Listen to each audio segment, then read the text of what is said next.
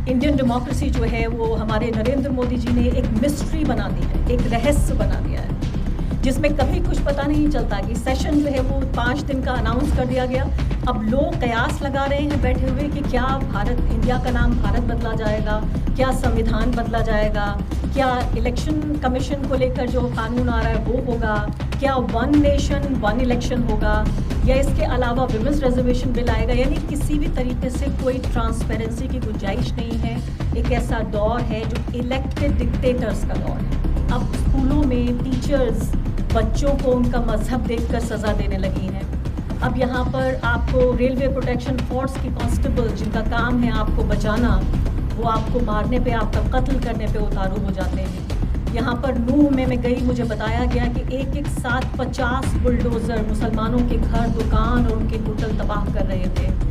जब मैं वहाँ पहुँची तो लगा कि ऊपर से कोई हवाई हमला हुआ है। कई मीटर तक लगातार मेरी कार चलती रही और लगा कि कोई हवाई हमला हुआ है। सब कुछ नेस्त नाबूद हो गया था। बहुत कुछ ऐसा है जो खिलाफ हुआ है, लेकिन बहुत कुछ ऐसा है जो अब भी फेवर में है। फ़र्क सिर्फ इतना है कि जो नफ़रत की आवाज़ें हैं, जो तशद्दुद की और वायलेंस की आवाज़ें हैं, वो इतनी ज़ोर से बोल रही हैं। उनकी आवाज़ इतनी ज़्यादा तेज़ है कि जो उसमें अमन की आवाज़ें हैं, जो एकता की आवाज़ें हैं, वो सुनाई कम देती हैं। इलेक्टेड डिक्टेटर्स के दौर में जहां आपके लिए नहीं, आपके खिलाफ पॉलिटिक्स हो रही है। एक पॉलिटिशियन को वोट, सबसे ज़्यादा वोट और सपोर्ट तब मिलता है जब वो माइनॉरिटीज़ के लिए काम नहीं करता। कितना ज़्यादा वो माइनॉरिटीज़ के बीच अनपॉपुलर है, गैर मकबूल है, कितना जुल्म वो उठा सकता है, कितनी नफ़रत भरी बातें वो कर सकता है, कितना पोटेंशियल है उसके अंदर खून खराबे का। इसकी बुनियाद पर आज वोट डाले जा रहे हैं।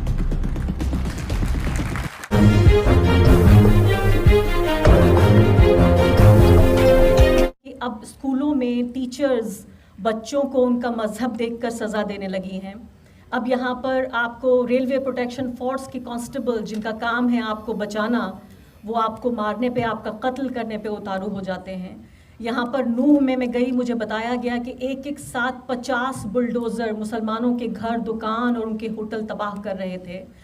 जब मैं वहाँ पहुँची तो लगा कि ऊपर से कोई हवाई हमला हुआ है। कई मीटर तक लगातार मेरी कार चलती रही और लगा कि कोई हवाई हमला हुआ है। सब कुछ नेस्त नाबूद हो गया था।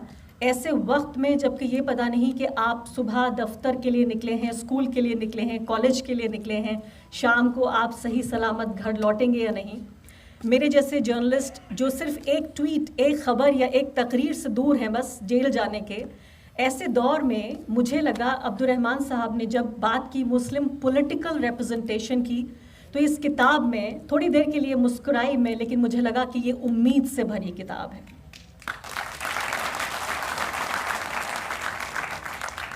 क्योंकि ये किताब सर्वाइवल की बात नहीं कर रही है, ये किताब हक़ की बात कर रही है। ये किताब रहम नहीं मांग रही है। ये किताब जो हमारा है वो हमें दे दिया जाए, ये मांग रही है। तो इसलिए मुझे इसका भी एहसास हुआ कि इस किताब के ज़रिए 20 करोड़ मुसलमानों का जो एक डेमोक्रेटिक फ्यूचर है, उसकी उम्मीद भी बताती है ये किताब, और हिस्ट्री से हमें रूबरू कराती है कि ठीक है, जो तारीख़ है उसने बहुत बुरे दौर देखे हैं, इससे भी ज़्यादा बुरे दौर देखे हैं, और वो दौर गुज़र गया, ये दौर भी गुज़र जाएगा। जब आप पन्ने पलटते हैं तो बहुत सारे स्याह पन्ने नज़र आते हैं। इस किताब के ज़रिए भी मैंने देखा कि इस किताब में भी इससे ज़्यादा स्याह वक्त आया है हिंदुस्तान की डेमोक्रेसी के लिए, मुसलमानों के लिए, कॉन्स्टिट्यूशन के लिए, और ख़ासकर ऐसे दौर में। अभी प्रोग्राम रिकॉर्ड करके आई हूँ यहाँ आने से ठीक पहले, और मैंने अपने प्रोग्राम में कहा कि कैसे इंडियन डेमोक्रेसी जो है वो हमारे नरेंद्र मोदी जी ने एक मिस्ट्री बना दी है, एक रहस्य बना दिया है, जिसमें कभी कुछ पता नहीं चलता कि सेशन जो है वो 5 दिन का अनाउंस कर दिया गया। अब लोग कयास लगा रहे हैं बैठे हुए कि क्या इंडिया का नाम भारत बदला जाएगा, क्या संविधान बदला जाएगा, क्या इलेक्शन कमीशन को लेकर जो कानून आ रहा है वो होगा, क्या वन नेशन वन इलेक्शन होगा, या इसके अलावा विमेंस रिजर्वेशन बिल आएगा। यानी किसी भी तरीके से कोई ट्रांसपेरेंसी की गुंजाइश नहीं है। एक ऐसा दौर है जो इलेक्टेड डिक्टेटर्स का दौर है। ऐसे दौर में, इलेक्टेड डिक्टेटर्स के दौर में, जहां आपके लिए नहीं, आपके खिलाफ पॉलिटिक्स हो रही है। एक पॉलिटिशियन को वोट, सबसे ज़्यादा वोट और सपोर्ट तब मिलता है जब वो माइनॉरिटीज़ के लिए काम नहीं करता। کتنا زیادہ وہ مائنورٹیز کے بیچ ان پاپولر ہے, غیر مقبول ہے, کتنا ظلم وہ اٹھا سکتا ہے, کتنی نفرت بھری باتیں وہ کر سکتا ہے, کتنا پوٹینشیل ہے اس کے اندر خون خرابے کا, اس کی بنیاد پر آج ووٹ ڈالے جا رہے ہیں. اور ایسے وقت میں یہ بات کر رہے ہیں کہ 20 کروڑ مسلمانوں کا پولیٹیکل ریپرزنٹیشن ہونا چاہیے. اس میں کئی بحث کے موضوع ہیں, میں کچھ روشنی جلدی سے میڈیا پر بھی ڈالوں گی, اس بارے میں زیادہ جانتی ہوں. اس میں خاص کر ذکر ہو رہا ہے کہ کس طریقے سے مسلمان اپنا ریپرزنٹیشن مانگیں. بات ہو رہی ہے کہ کیا مسلمان اپنی پارٹی بنائیں, بات ہو رہی ہے کیا مسلمان جو سیکولر پارٹی ہیں ان میں اپنی جائز جو حصہ داری ہے اس کی ڈیمانڈ کریں, اس کی مانگ کریں. بات یہ بھی ہو رہی ہے کہ کیا مسلمان ایک پریشر گروپ کی طرح سیاست سے باہر بیٹھ کر ایک پریشر گروپ کی طرح کام کریں, کیونکہ یہ وہ وقت نہیں ہے, یہ صحیح وقت نہیں ہے جب آپ الیکشن لڑیں, کیونکہ آپ کا چہرہ دیکھ کر ووٹ ادھر تو کم پڑتے ہیں اور ادھر زیادہ پڑتے ہیں. آپ کو دکھا کر پولرائز کیا جاتا ہے ووٹر کو.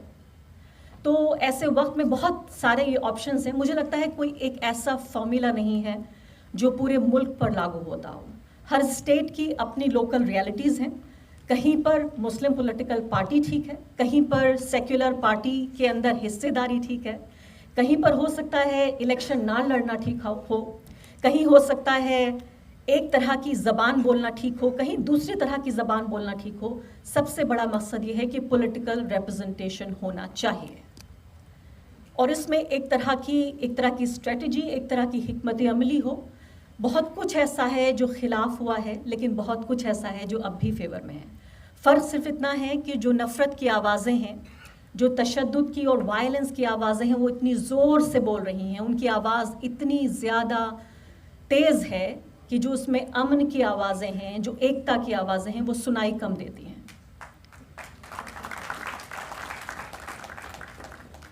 ریپرزنٹیشن بہت ضروری ہے. یہ بات ہم نے ڈاکٹر بھیم راؤ امبیڈکر سے بھی سنی, یہ بات کاشی رام سے بھی سنی نہیں بلکہ دیکھی. اور دلتوں کا حال میں نے دیکھا, خاص کر اپنے اسٹیٹ اتر پردیش میں. میں نے یہ بھی دیکھا کہ جہاں چھوٹے لیول پہ بھی پولیٹیکل ریپرزنٹیشن ہوتا ہے, آپ سمجھیے میونسپیلٹی کے لیول پہ بھی جہاں ریپرزنٹیشن ہوتا ہے, پورے علاقے کو تر و تازہ کر دیتا ہے, پورے علاقے کو جان بخش دیتا ہے. پورے علاقے میں سمجھتی ہوں کہ جو خاص کر جو مارجنلائز طبقے ہیں ان کے لیے پولیٹیکل ریپرزنٹیشن ان سے بھی زیادہ ضروری ہے جو لوگ اس پوری ریس پہ سوشلی اور اکنامکلی آگے بڑھ گئے ہیں. کیونکہ پاور کے پورے ریسورسز جو ہیں, جو پاور کی نلیاں ہیں, وہ جو سورسز ہیں, ان پر آپ کا قبضہ بہت ضروری ہے. اب یہاں پر بات آ رہی ہے, ایک مثال میں سن رہی تھی, آپ سے بھی بات کرنا چاہتی ہوں کہ if you are not on the table then you are on the menu. اگر آپ ڈائننگ ٹیبل پہ نہیں ہیں, اگر آپ کے پاس کرسی نہیں ہے, آپ کھانے کی میز پہ نہیں بیٹھے ہیں, تو جو آپ کھا رہے ہیں چیزیں, جو مینیو ہے وہ وہاں پر آپ ہیں.